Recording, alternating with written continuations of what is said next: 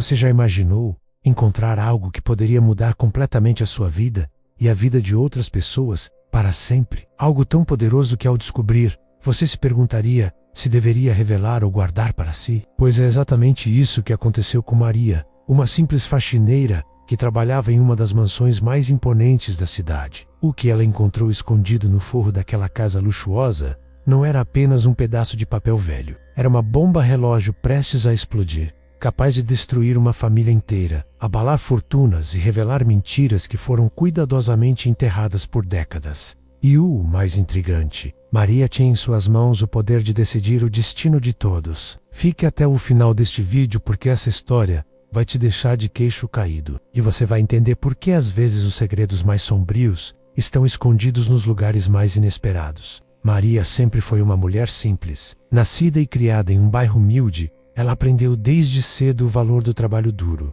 Sua mãe era costureira e seu pai pedreiro. Não havia luxo na casa da família, mas havia amor, dignidade e respeito. Maria cresceu vendo seus pais lutarem para colocar comida na mesa e garantir que ela e seus irmãos tivessem o básico. Ela sempre soube que teria que trabalhar muito para conquistar qualquer coisa na vida, e foi exatamente o que fez. Aos 18 anos, Maria começou a trabalhar como faxineira. Não era o emprego dos sonhos, mas pagava as contas e permitia que ela ajudasse sua família. Com o tempo, ela ganhou experiência e construiu uma reputação de ser extremamente confiável, dedicada e, acima de tudo, discreta. Essas qualidades eram raras, especialmente em um trabalho onde você tem acesso à intimidade das pessoas, aos seus lares e aos seus segredos. Maria sabia que a confiança era a moeda mais valiosa naquele tipo de serviço, e ela nunca quebrou essa confiança. Jamais fofocou sobre o que via nas casas onde trabalhava. Nunca pegou nada que não fosse dela,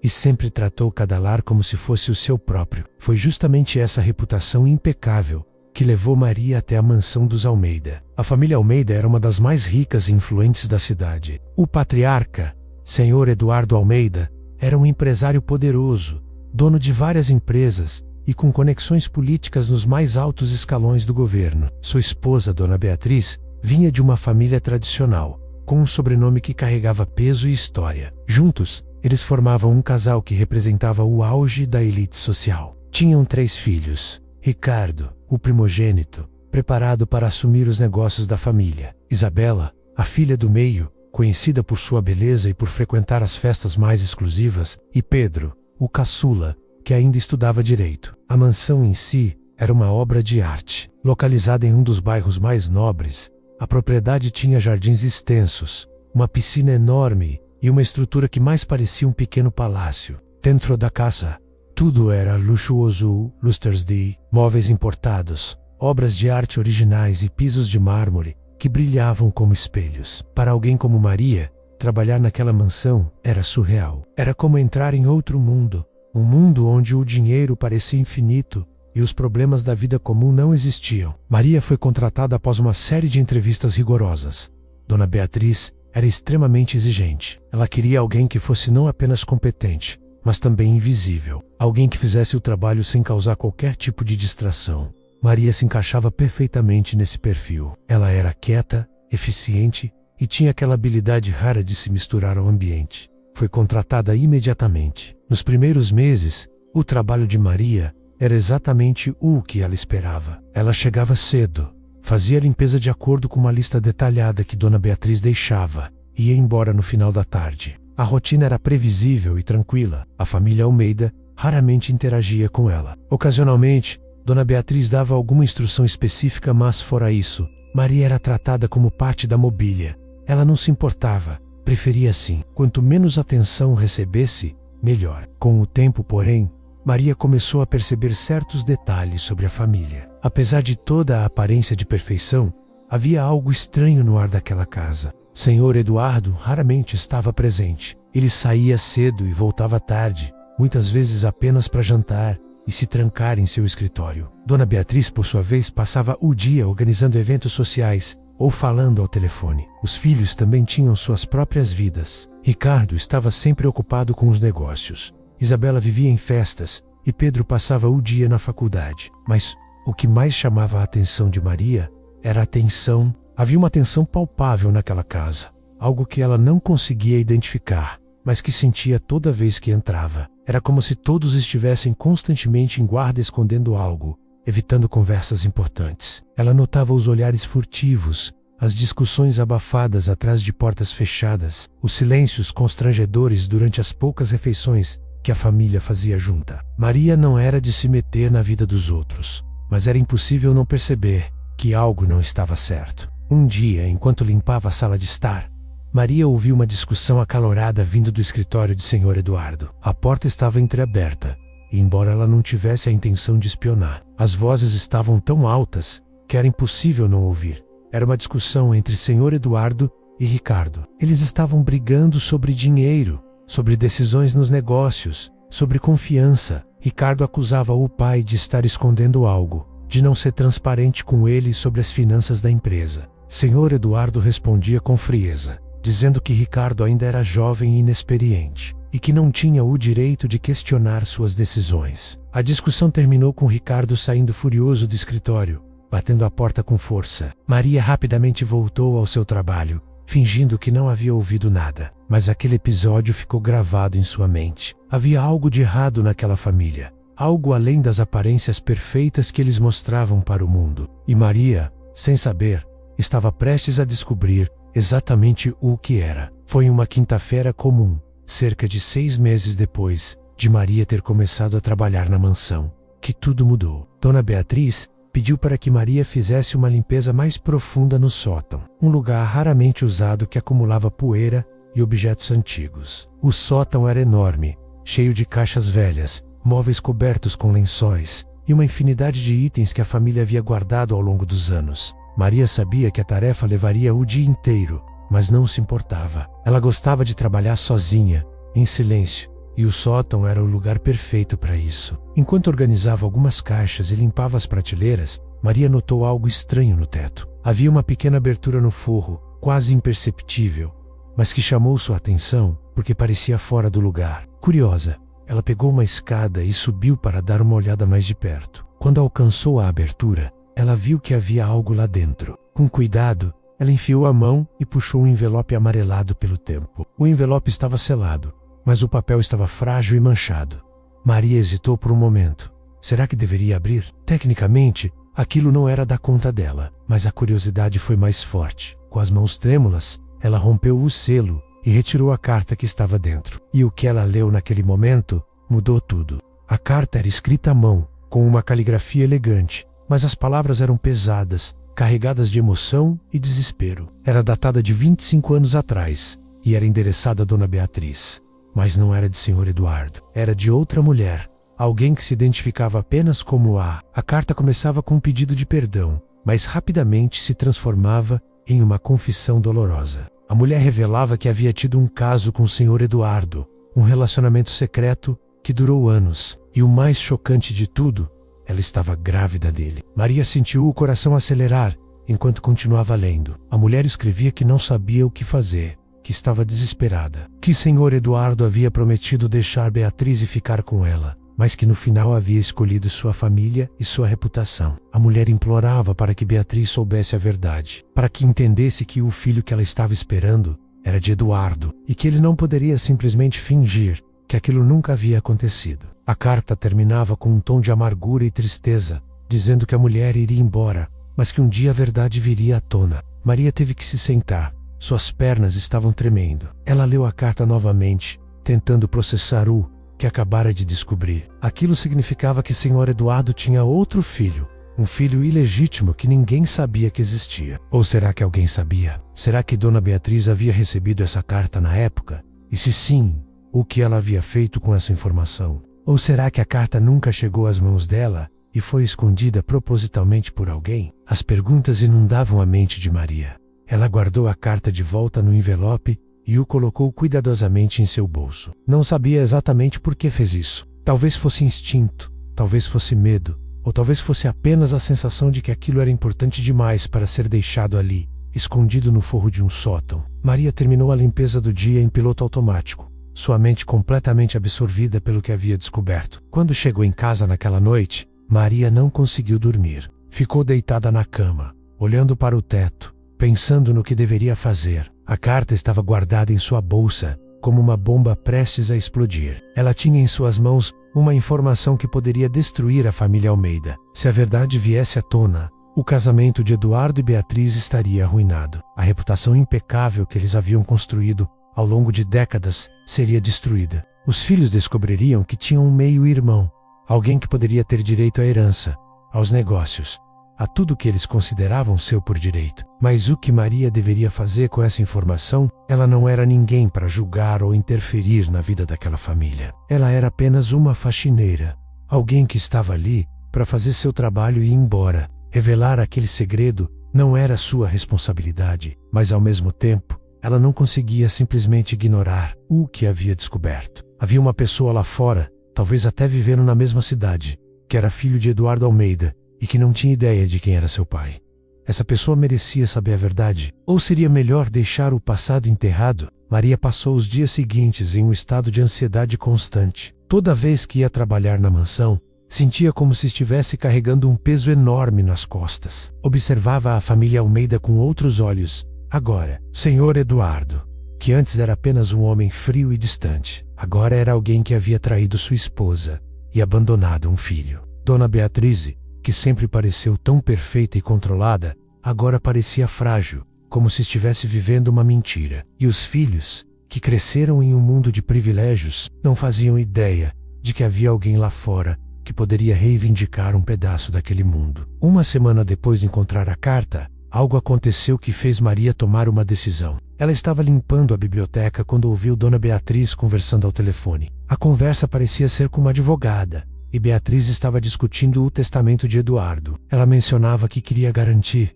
que tudo estivesse em ordem, que não houvesse nenhuma surpresa no futuro, que a herança fosse dividida apenas entre os 3 filhos. O tom de voz de Beatriz era firme, quase agressivo, como se estivesse se protegendo de algo. Foi naquele momento que Maria percebeu. Dona Beatriz sabia, talvez não dos detalhes exatos, talvez não da existência da carta, mas ela sabia que havia algo no passado de Eduardo, algo que poderia ameaçar a família, e ela estava fazendo tudo ao seu alcance para garantir que esse algo nunca viesse à tona. Maria decidiu que precisava descobrir mais, não para causar problemas, mas para entender completamente a situação antes de tomar qualquer decisão. Ela começou a prestar mais atenção nas conversas da família, nos documentos que via espalhados pela casa, nas ligações telefônicas que ocasionalmente escutava. Foi assim que ela descobriu que Senhor Eduardo estava doente. Ele tinha um problema cardíaco sério e, segundo o que Maria conseguiu entender de algumas conversas, os médicos haviam dito que ele não tinha muito tempo de vida. Essa informação mudou tudo. Se Eduardo morresse sem que a verdade fosse revelada, o filho ilegítimo nunca saberia quem era seu pai. Nunca teria a chance de conhecê-lo, de ter qualquer tipo de relacionamento, de fazer parte daquela família. Por outro lado, se Maria revelasse o segredo agora, seria como jogar uma granada no meio de uma família que já estava lidando com a iminente perda de seu patriarca. Era uma situação impossível, e Maria se sentia presa no meio dela. Foi então que Maria decidiu fazer algo que ela nunca imaginou que faria: investigar por conta própria. Ela precisava encontrar o filho de Eduardo, precisava saber quem era essa pessoa, onde estava, como era sua vida. Só assim, poderia tomar uma decisão informada sobre o que fazer com a carta. Maria começou discretamente, procurando informações online, perguntando para conhecidos que trabalhavam em outras casas ricas, tentando juntar as peças do quebra-cabeça. Levou quase um mês, mas Maria finalmente encontrou uma pista. Através de uma conhecida que trabalhava em um hospital, ela descobriu o nome da mulher que havia escrito a carta: Amanda Silva. Maria pesquisou o nome e encontrou informações sobre uma mulher que havia vivido na cidade há 25 anos,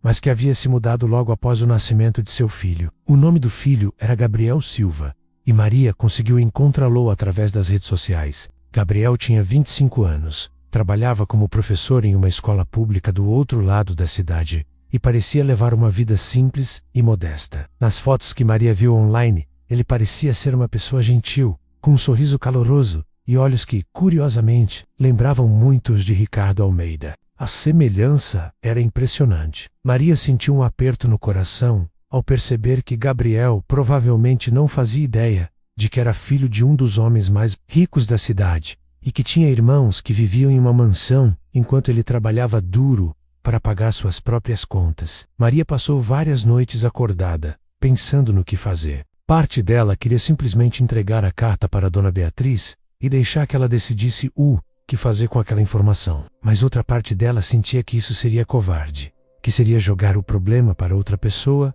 e lavar as mãos. Havia também a opção de ir diretamente até Gabriel e contar a verdade. Mas isso seria justo? Será que Gabriel gostaria de saber? Às vezes a verdade dói mais do que a ignorância. Foi durante uma dessas noites de insônia que Maria teve uma ideia. E se ela escrevesse uma carta anônima para Gabriel, dando-lhe pistas sobre sua verdadeira origem, mas sem revelar todos os detalhes de uma vez? Dessa forma, Gabriel teria a opção de investigar por conta própria, de decidir se queria ou não descobrir a verdade. Maria pegou papel e caneta e começou a escrever. Escolheu cada palavra cuidadosamente, tentando ser clara o suficiente para que Gabriel entendesse a gravidade da situação, mas vaga o suficiente para não causar um choque imediato. Na carta, Maria escreveu que havia informações sobre o verdadeiro pai de Gabriel, que ele vinha de uma família influente e que havia documentos que comprovavam essa ligação. Ela sugeriu que Gabriel procurasse por registros de nascimento, que conversasse com sua mãe caso ela ainda estivesse viva, e que considerasse contratar um advogado caso decidisse reivindicar seus direitos. Maria não assinou a carta, mas incluiu uma cópia da carta original que havia encontrado no sótão, para que Gabriel tivesse uma prova tangível. Depois de enviar a carta pelo correio, Maria sentiu um misto de alívio e apreensão. Havia feito sua parte, havia dado a Gabriel a oportunidade de conhecer a verdade. Agora, cabia a ele decidir o que fazer com aquela informação. Maria voltou à sua rotina na mansão dos Almeida, mas agora com a consciência um pouco mais leve. Ela havia tomado uma decisão e teria que viver com as consequências, quaisquer que fossem. 2 semanas depois de enviar a carta, algo inesperado aconteceu. Maria estava limpando a sala de jantar quando ouviu a campainha tocar. Dona Beatriz foi atender, e Maria ouviu uma voz masculina que não reconheceu. Curiosa, ela se aproximou discretamente da entrada e viu um jovem parado na porta. Era Gabriel. Ele estava segurando a carta que Maria havia enviado e pedia para falar com o senhor Eduardo Almeida. Dona Beatriz ficou pálida. Ela olhou para a carta nas mãos de Gabriel e imediatamente entendeu do que se tratava. Tentou fechar a porta, dizendo que Eduardo não estava disponível, mas Gabriel insistiu. Ele disse que não iria embora sem respostas, que tinha o direito de saber a verdade. A voz dele era firme, mas também emocionada. Maria podia sentir a tensão no ar. Foi então que Sr. Eduardo apareceu no topo da escada. Ele havia ouvido a confusão e desceu lentamente, com a mão no peito, claramente desconfortável. Quando viu Gabriel, seu rosto ficou branco como papel. Por um longo momento, os dois apenas se olharam. Gabriel deu um passo à frente e perguntou diretamente: "Você é meu pai?" O silêncio que se seguiu foi ensurdecedor. Dona Beatriz começou a chorar silenciosamente, e Eduardo parecia estar lutando para encontrar palavras. Finalmente, ele assentiu com a cabeça. "Sim", disse ele com a voz trêmula. "Eu sou." Aquela confissão mudou tudo. Gabriel entrou na mansão, e o que se seguiu foi uma conversa longa e dolorosa. Eduardo contou sobre o caso que teve com Amanda, sobre como ele havia sido covarde demais para assumir a responsabilidade na época, sobre como havia escolhido sua reputação e sua família ao invés de fazer a coisa certa. Gabriel ouviu tudo com os olhos cheios de lágrimas, oscilando entre raiva e tristeza. Ele disse que cresceu sem um pai, que sua mãe sofreu sozinha, que ele teve que lutar por tudo na vida, enquanto seus meio-irmãos viviam no luxo. Dona Beatriz, que estava ouvindo tudo, finalmente explodiu. Ela admitiu que sempre desconfiou de que Eduardo tinha outro filho, mas que preferiu ignorar, fingir que nada havia acontecido. Ela disse que construiu uma vida inteira, baseada em aparências, e que agora tudo estava desmoronando. A discussão se estendeu por horas, com gritos, acusações e momentos de silêncio constrangedor. Maria observava tudo de longe, escondida na cozinha, sentindo-se culpada e ao mesmo tempo aliviada. A verdade havia finalmente vindo à tona, e embora fosse doloroso, era necessário. Gabriel merecia saber quem era seu pai, e a família Almeida precisava enfrentar as consequências de seus segredos. Nos dias que se seguiram, a situação na mansão dos Almeida foi caótica. Ricardo, Isabela e Pedro foram informados sobre a existência de Gabriel, e cada um reagiu de forma diferente. Ricardo ficou furioso, acusando o pai de ter colocado em risco o patrimônio da família. Isabela ficou em choque, incapaz de processar a informação. Pedro, o mais jovem, pareceu ser o único que demonstrou alguma empatia por Gabriel, dizendo que ele não tinha culpa de nada e que merecia ser tratado com respeito. Gabriel, por sua vez, deixou claro que não estava interessado em destruir a família ou reivindicar a herança imediatamente. Ele apenas queria reconhecimento, queria ser parte da família, queria ter a chance de conhecer seus irmãos e construir algum tipo de relacionamento. Mas também disse que não iria aceitar ser tratado como um segredo sujo e que exigiria seus direitos caso fosse ignorado ou rejeitado. Senhor Eduardo, cuja saúde já estava fragilizada, piorou rapidamente após a revelação. A pressão emocional foi demais para seu coração fraco, e ele acabou sendo hospitalizado. Enquanto estava no hospital, ele pediu para que todos os seus filhos, incluindo Gabriel, estivessem presentes. Foi ali, em seu leito de morte, que Eduardo finalmente fez as pazes com seu passado. Ele pediu perdão a Gabriel, disse que era um covarde e que não merecia seu perdão, mas que esperava que Gabriel pudesse ter uma vida melhor do que a que lhe havia proporcionado. Eduardo também pediu a seus outros filhos que aceitassem Gabriel como parte da família, que o tratassem como um irmão de verdade. E para Dona Beatriz, ele pediu perdão por todas as mentiras, por todos os anos de sofrimento silencioso que lhe havia causado. Beatriz, com lágrimas nos olhos, apenas assentiu, sem palavras para expressar a dor que sentia. Senhor Eduardo Almeida faleceu 3 dias depois. Seu funeral foi um evento enorme, com centenas de pessoas prestando suas últimas homenagens. Gabriel estava presente, ao lado de seus meio-irmãos, e embora a situação fosse estranha e desconfortável, havia um senso de que finalmente a verdade estava sendo honrada. Após a morte de Eduardo, a família Almeida teve que lidar com as consequências legais e emocionais da situação. Gabriel contratou um advogado e iniciou o processo de reconhecimento de paternidade oficial e de reivindicação de sua parte da herança. Foi um processo longo e complicado, cheio de tensões e negociações. Ricardo, inicialmente resistente, acabou aceitando a situação após conversas com Pedro, que argumentou que era a coisa certa a fazer. Isabela demorou mais tempo para aceitar Gabriel, mas com o tempo, ela começou a vê-lo não como uma ameaça, mas como alguém que também havia sido vítima das escolhas de seu pai. Dona Beatriz, por sua vez, decidiu se afastar da situação. Ela vendeu a mansão e se mudou para uma propriedade menor no interior, onde poderia viver em paz, longe das fofocas e do drama que havia consumido sua vida por tanto tempo. E Maria continuou trabalhando como faxineira, mas agora com uma sensação diferente. Ela sabia que havia feito a coisa certa, que havia dado a Gabriel a chance de conhecer sua verdadeira identidade, mas também carregava o peso de saber que sua decisão havia causado dor e sofrimento para muitas pessoas. Era um fardo que ela teria que carregar pelo resto da vida. Alguns meses depois, Gabriel apareceu na casa onde Maria estava trabalhando. Ele a procurou pessoalmente para agradecê-la. Ele disse que sabia que havia sido ela quem enviou a carta e que era eternamente grato por isso. Disse que, embora a verdade tenha sido dolorosa, ela o libertou. Agora ele sabia quem era e de onde vinha, e tinha a oportunidade de construir uma relação com seus irmãos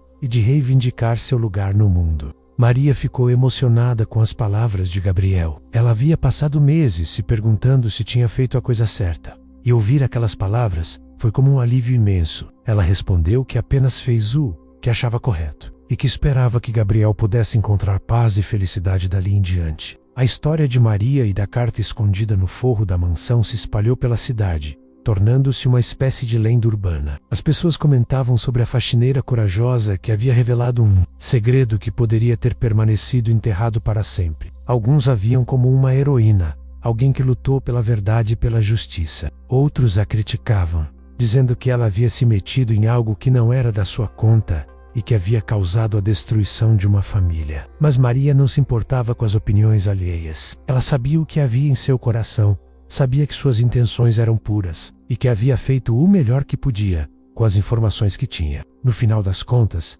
ela acreditava que a verdade sempre deve prevalecer, não importa quão dolorosa seja. Porque viver uma mentira, por mais confortável que pareça, nunca é uma vida verdadeira. Com o tempo, a família Almeida encontrou uma nova dinâmica. Gabriel se tornou parte ativa dos negócios da família, trabalhando ao lado de Ricardo e trazendo uma perspectiva diferente, moldada por sua experiência de vida humilde e suas lutas pessoais. Isabela eventualmente desenvolveu um relacionamento próximo com Gabriel, reconhecendo nele um irmão de verdade. Pedro, que sempre foi o mais compassivo, tornou-se o elo que mantinha todos unidos, servindo como mediador nas discussões e tensões que inevitavelmente surgiam. Dona Beatriz, em sua propriedade no interior, encontrou uma espécie de paz que nunca teve na mansão. Ela começou a escrever, colocando no papel todas as emoções que havia reprimido por décadas. Seu diário acabou se transformando em um livro que ela publicou anonimamente,